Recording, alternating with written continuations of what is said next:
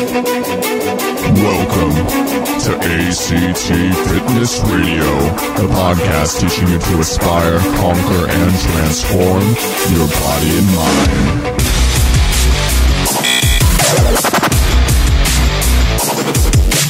Here's your host, Adam Castro.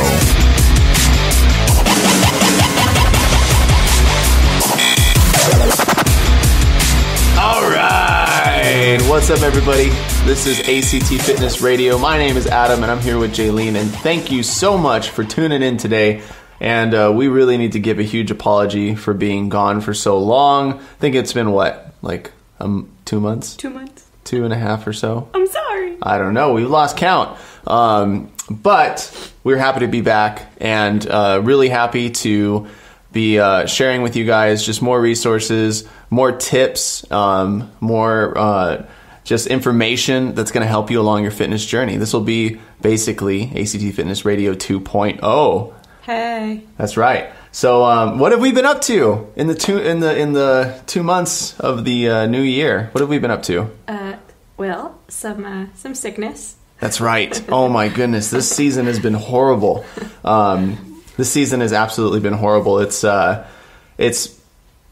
from what I hear not been the worst, but it's been pretty bad. And this is the worst that I have ever been sick in a really, really long time. I got the fever almost twice. Yeah. Got the flu almost twice.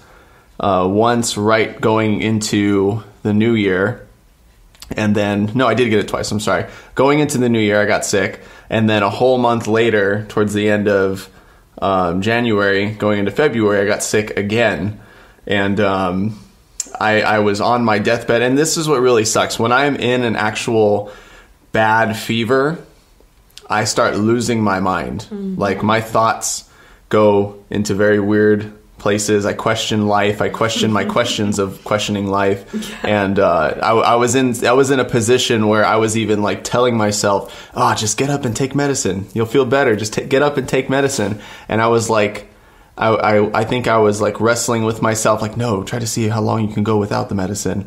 And, no, like, just lay in bed, just stay there. And then I ended up like going up to use the restroom and then coming back and I didn't take the medicine. I'm like, why didn't you take the medicine? And I'm like losing my mind here, not having full control of my body because of a stupid fever. So luckily I'm alive and I am here and I got over that sickness, but poor Jaylene got it after me. Although I do have to admit, though, I didn't, I don't know that I've actually gotten the flu yet. I think my body has been wanting to kind of give in to that sickness, but every time I felt like I've had a sore throat or like my body temperature is rising. I've taken Dayquil or just not any kind of medication, but I've taken all of it, everything all at once. Can you take acetaminophen with ibuprofen with Aleve and Advil all at the same time? Oh my gosh. No, I'm just kidding. Yeah, but I've taken some things when I start to feel that way. So thankfully, my body hasn't fully experienced that flu yet, which is really nice. But even experiencing it on a small scale still kind of sucks. Oh yeah, it sucks being sick. It sucks. It like sets you back with workouts. You end up not being able to go outside, and you're stuck at home. And then the worst of it is the pride. I think for me at least, for me it's the pride of just knowing I'm capable of doing more than what I'm capable of while I'm sick. Like I can't go and work out and do a heavy lifting day when I'm sick because I know it's just going to fry my central nervous system. I don't even want to get up when I'm sick. And that's a big part for me. But even then for me, I think in past years I have been better and not, better at not getting sick because I had certain things in place that this year I just didn't have in place at the turn of the new year. Yeah, so like eating vegetables, having tea, keeping my immunity up. Those were things that I started doing a little too late. And I think that's one of the reasons why you really haven't fell too deep into the sickness is because you are so much better at those things than I am about keeping up with tea and veggies and micronutrients and things like that. I mean, it's kind of getting sick is kind of bittersweet for me, because I think in general we're both pretty good about making sure our nutrition is on point, and when we take really good care of ourselves, we perform better. So being sick is kind of bittersweet in that comfort foods just feel and taste so good when you're sick. And it's too easy too. It's too easy. You don't want to put in the effort to make really, really healthy food when you're sick. Yeah. You just want to pop something in the microwave or open up a bag and just go at it, you know? And my ultimate comfort food when I'm sick is Annie's mac and cheese. Mac and cheese. How can you say no to mac and cheese when you're sick? I don't know, pasta of any kind is definitely my weakness when I'm sick. But also, just along the lines of eating healthy and whatnot, I think, or at least for me, and I think I could say the same for you also, when you've just been sick back to back, or when you've been sick over and over again, you just get to a point where you're like, okay, I really cannot afford to keep doing this. So what are the precautions that I can take on a regular basis to just keep me from getting there? Because it gets annoying, it gets tiring when you keep getting set back from doing the things that you want to do. Yeah. And here's the deal, okay? Well, let's leave you with a couple of tips since we're on this topic of being sick and making sure we have a high immunity. You need to know, just like an athlete goes into game season, you need to know that flu season is very serious. Mm-hmm. And you need to come into that season already prepared and equipped with everything that you'll need to be able to fight off the flu virus and to fight off things that are going to try to attack your immune system. So making sure that you do have all of those veggies already, that regimen already intact, where you're having good variety of those micronutrients. You need to make sure that you're taking those teas that are going to help you to boost your immune system, and also help you to sleep, help you to get those 7-8 hours of sleep that you're going to need to make sure that your immune system is up, that you're healthy, that you're strong. Yeah. Making sure that you wash your hands, making sure that you don't put yourself in situations where you're in a group of people who might be sick, and even though they may be your best friend, and and you may like them as a person and everything, but just keep your distance if you know they're sick. Encourage them to stay home, and then just making sure you've got all those things in place. Also making sure too that if you start to feel like you're catching something, I feel like once you have a cold and once you have a sore throat, it becomes easier to then get the flu. Yeah. So making sure that you nip those in the bud, and make sure that you take oregano oil for making sure that you get rid of the bacteria, the bad bacteria, making sure that you're taking in elderberry, making sure you're taking in zinc, vitamin C. If you need to take multivitamin, we do want to encourage you to take those through food, making sure you have a good variety of those macronutrients through your food. But if you can't, then go ahead and supplement and go ahead and get those micronutrients elsewhere. Yeah, and on that note, something else that you've been doing at the start of this year and incorporating some CrossFit type exercises into your Spartan training. No, don't throw me under the bus. Oh, I mean, don't throw me under the bus. No. I meant no, never. I don't know. I'm not quiet about my adventures. We actually at the turn of the year, we both signed up for rock climbing memberships. Yay! And that has been just a totally amazing experience. I think we both have found a love for rock climbing in these last 2 months of us. Absolutely. Yeah. And it's just such an amazing sport. I know I'm deterring you from. We'll get to CrossFit. We'll get there. But with the rock climbing, it's just such an amazing little sport that you're able to challenge yourself. And the really cool thing is that failure is just the opportunity to learn, and it's at such a quick scale too. Like when you play a game against someone, you lose, and you have to wait a whole week before you get to fight a whole nother team, and you don't even get to fight the same team for maybe once again later on in the season. Yeah. For rock climbing, you really get to work on one route for as many times as you want, as long as you can be there for as many days as you want, until you actually conquer it, or until they change the route on you. which is sad. Right. But I kind of feel like in rock climbing, failure is not really an option. It's not really something that you have the opportunity to do. You don't really have the opportunity to fail at something because, let's say you stay at the easy level forever. You're still not failing, right? You're doing it. Yeah, and the really cool thing is that when they set up these indoor rock climbing routes, they make it so that you have ones that you are completely able to do. They meet you where you're at, and they give you the routes that are doable, and then they encourage you with going to the next difficulty. And then the next difficulty, there's some different challenges that you are able to conquer because you started off on the one before it. Right. Because you were learning in the one before it. So it's very easy to progress. And if you can't do it, then yeah, it's not a failure. It's just a realization that you need to work a little bit harder at the things that you're learning in the last difficulty. Right. And I also think, unlike a lot of other sports, the only...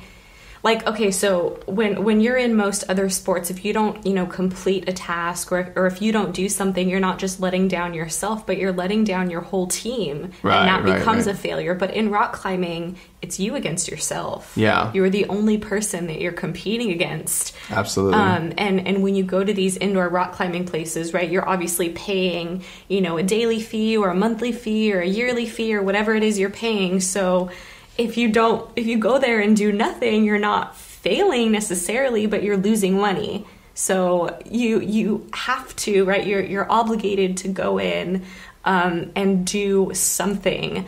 And like I said, whether you're doing, the easiest routes and you're sticking with that, or you're taking it upon yourself to challenge yourself and move from the easiest route to, the next level, the next level, and the next level, you're really only working against yourself. Yeah, and I even say that sometimes you go in and there's days where you feel like you're just conquering every single route that you go up against and you're feeling good, and there's other days where you go up and you're falling on the ground because your grip strength maybe not isn't prepared for going 100%. Yeah, you're sore, totally. you're tired. It may just be a day where you're mentally just not prepared or ready. And I call those the challenge setting days, because then you meet these routes that are difficult and they're a challenge, and you are now like, all right, this is the route that or one of the routes that I'm really going to try to work on for the next week, or work on for the next 2 times I'm in, and try to conquer the next time I come in. And that allows you to find the weaknesses in yourself, because again, this is a challenge against yourself and your own learning, and sometimes will to hold on, the will to hang and just brace your hand grip and everything that you have to, the fight in you to hold on, for you to learn more about yourself and what you're capable of doing as you go to different routes. And like I mentioned, you have unlimited amount of chances to try these routes until they switch up the walls. So each indoor rock climbing place has walls that they can place all of the what are they called? They're just little handholds. The boulders. Yeah, the boulders and rocks and handholds and stuff. Yeah. And they change the routes every month on one particular wall, the gym that we go to. So that when they change the wall on one side, you now have only 1 month to complete these routes. And I think it's very freeing. It's very freeing and very translating to real life, how you can work on a certain route and maybe not get it in that 1 month. Yeah. And you just have a really deep respect for the challenge itself. And once it's changed, that route may never ever be there ever again. Yeah. You may have to say goodbye to that route that you weren't able to conquer, and it may never ever come up again. But the really funny thing is, they use these same handholds elsewhere in the gym. Yeah. So you almost, even though you didn't conquer that specific route, you still have the opportunity to learn and grow, and you see the remnants of that old route elsewhere in the gym. And so I know of some of the routes that I wanted to conquer and I wasn't able to, and I know they're still going to be around there in the gym, and I'll be able to see them one day and be able to say, all right, I was able to grow and be able to, I can hold on to this handhold now, because the little tiny ones that I can only hold with my fingers, my whole hand doesn't even fit on there. I've grown in skill and confidence to be able to do that now, and you can almost thank that old route for giving you that passion to want to push harder and to be able to get to that point. Yeah, and it's incredibly cool to be able to do that and see that in yourself and see that in other people. I want to encourage anyone and everyone to try rock climbing, to go out there and to just do it, whether you've done sports before or not. That's kind of irrelevant when it comes to rock climbing. Whether you work out or not, to do it, whether you're in the best shape of your life or whether you're not in the best shape of your life, or anywhere in between. I definitely want to encourage you to try it. There's something so zen about doing it. I kid you not. It is not just about your movements. It's not just about technique. It's not just about being able to hold yourself up and be mindful of your feet, but it's also about your breathing. It's also about your flexibility. It's also about, and again, all of those movements. And I think there's just something super zen about it, and it could be super calming, and call it me time, if you will.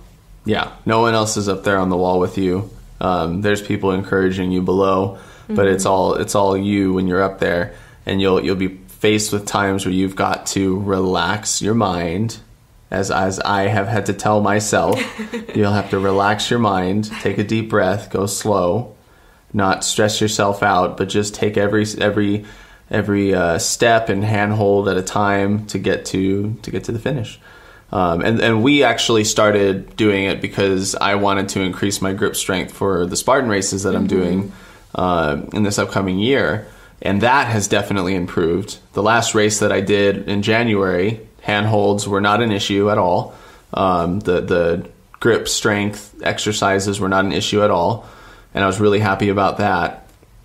So I definitely recommend rock climbing for people who are doing Spartan races, but even just as a way to continually give yourself the opportunity to challenge yourself, and then learn, grow, and be able to conquer something. That's the huge benefit that I have seen as someone who's competitive and looking for things to be competitive in. It's a great way to just compete against yourself, to do a route that you weren't able to do, and then to see that growth very, very soon, and be able to conquer that route. Yeah, totally. All right, we'll get into the CrossFit stuff. By the way, before we move on from that, I just want to say we go to the factory bouldering in Anaheim or Orange or something like that. Anaheim. So it is an absolutely great facility. You got to check it out. It's not expensive to go visit for a day, so make sure you get a chance to do that. I'm sure they would love to have you over. And for kids, I believe the age minimum is 8. 8? Is it 8? I think it's 8. Okay. I believe it's 8 years old. Okay. So if you have kids or nieces and nephews, cousins, brothers, sisters you want to take, I believe the age minimum is 8. Yeah. So call and confirm that. and bring your family. It's so much fun. Yeah, and kids are allowed to go in there, and the kids are just amazing. They are Those amazing. Guys are little badasses. They They're kick just our butts, for yeah, sure. It's amazing. Yeah. So they're awesome. The CrossFit stuff. So the reason why that's what we're calling it. The CrossFit stuff. It's CrossFit season. The Open has started. Woo! There's already been 18.1 and 18.2, which, by the way, for those of you like regular gym goers who may not totally be into CrossFit like me, I'm not 100% CrossFit, engaged or immersed. But the movements, at least for 18.1 and 18.2, are very doable for your average gym goer. It's just like, toes to bar, which are modified leg raises. So just raise those legs a little higher. Yeah. Learn the momentum aspect of it. Mm-hmm. And then a dumbbell clean and press, or clean and jerk, and then row machine. Not hard stuff to do. The other one was dumbbell squats to burpees, and then a barbell clean. So these are not difficult movements. The reason why I have dived in a little bit more into these CrossFit movements is because I've learned that when you've got a weakness in yourself, when there's something that you see that you are not capable of doing or that you can't do, I believe, and I've seen, at least in my own fitness, that as you challenge yourself to do those things and you find out that you're able to do it, it just opens up the door to being capable of so much more. It just opens up the door to you being more well-rounded, a better athlete if you're trying to be an athlete, or just better at life if you're trying to just move well in life. The more you can learn certain movements, the better you end up being at all of them, because you've raised this weakness in your body to become either adequate or even a strength. For instance, take the toe-to bar. I can do leg raises all day, but having the flexibility and momentum and strength and awareness of my body to bring the toes up to the bar, I had a lot of trouble with that. And I really had to work at that for at least a good week or two, just to get the flow, just to get that movement, and for me to be comfortable hanging on a bar and flowing in that movement. And the fact that I have learned that and now I'm able to do it, it's going to help me in my cleans. It's going to help me in these other movements where I really have to engage those lats and use more momentum and have more power in my movements. Mm-hmm. So when you chase after something that's difficult for you specifically, and you conquer that, just like the rock climbing stuff, it not only gives you this kind of ego boost and confidence boost, but it also just reveals to you and shows you, hey, you're capable of more than what you're capable of today, as long as you work hard and you actually practice and work at other things. That actually reminds me of a video that we saw. We were watching the CrossFit 8.2, and as we were looking for the video, we saw another one posted by the CrossFit Games of this lady. She was, I would say she was obese. She was very, very overweight. And she was doing the movements of the 8.2, right? She was doing the workouts of 8.2. And speaking in light of that, it just reminded me that CrossFit alone has done an incredible job of creating an environment for various communities to be challenged in that way. Yeah. To be able to feel like every day they're going through these movements, or even just for one day they're going through these movements and they're conquering it, they're accomplishing it, they're being stronger, and they're doing better, and they're moving through it, but they're doing it. Yeah.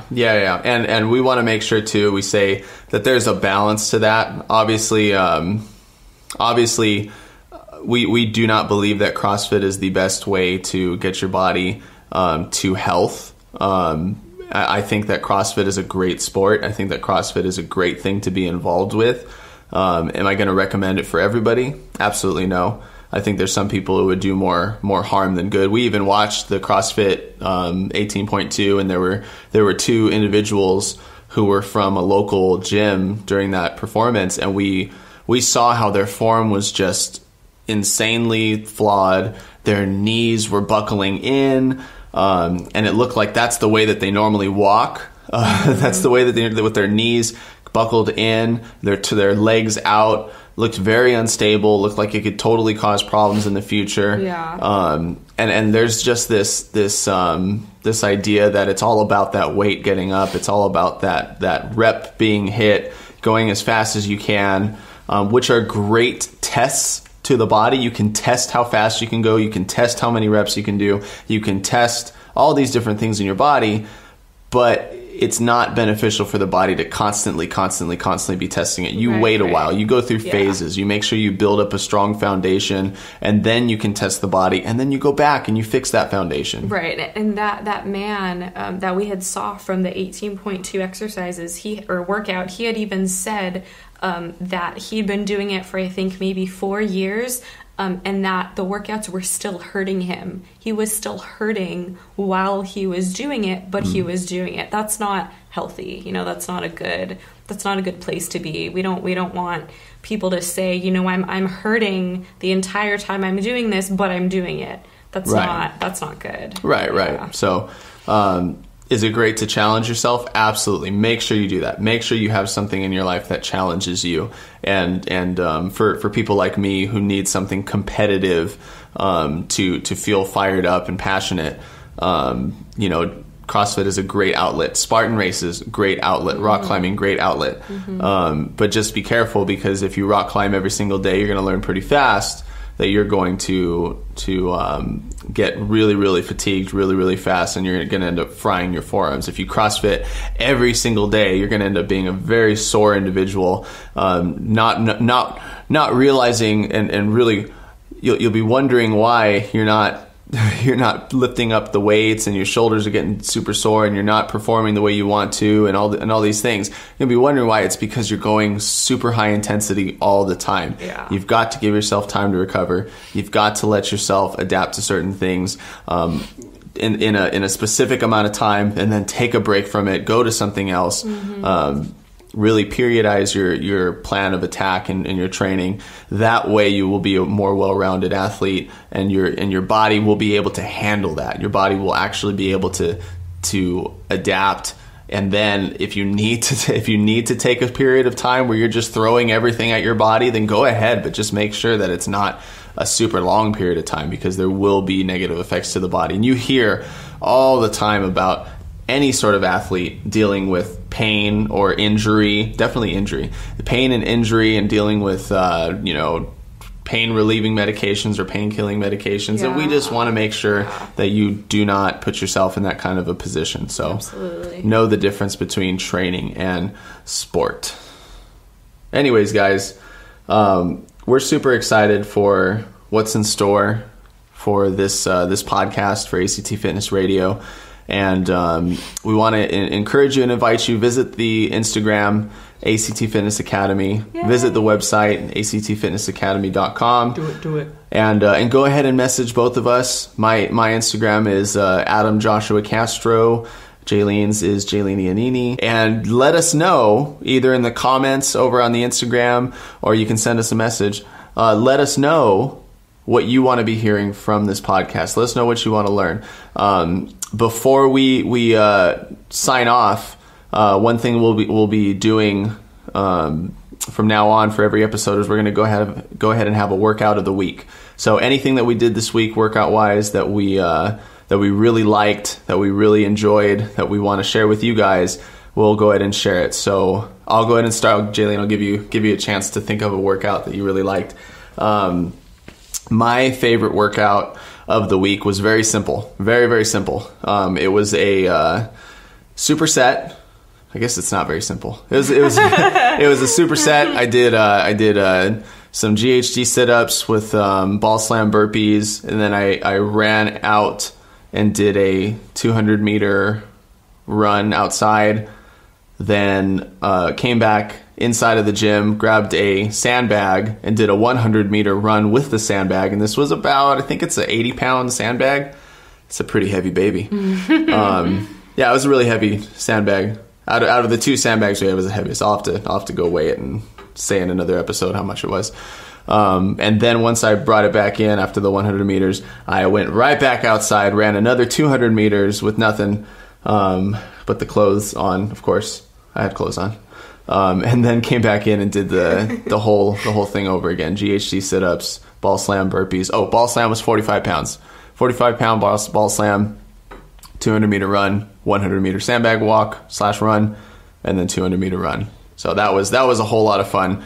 I need to do more of that leading up to these Spartan races, because that is very much reflective of what I'll be doing in the actual race, where you're going high intensity body weight stuff, running, coming back, lifting something heavy, and then running again. So I'm excited to do more stuff like that. Oh, I feel like mine is so lame in comparison to that.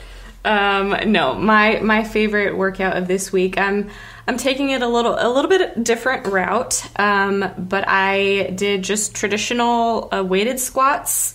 Some might like them front loaded. You can just do them regularly on your back. Squats with some deadlifts, and then I did chest press, and then I superset push-ups with. I superset the push-ups with those chest press.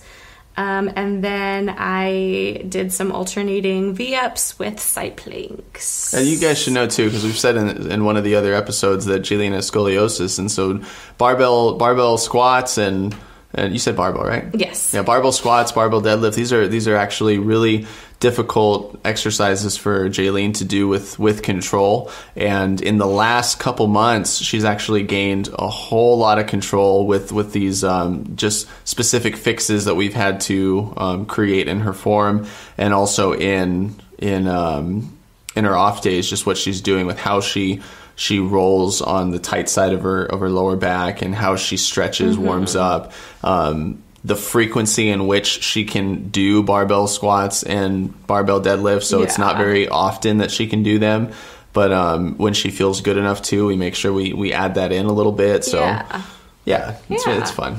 It is fun. All right, you guys, you take care. Again, visit the Instagram and the website, and we will see you next time. Bye.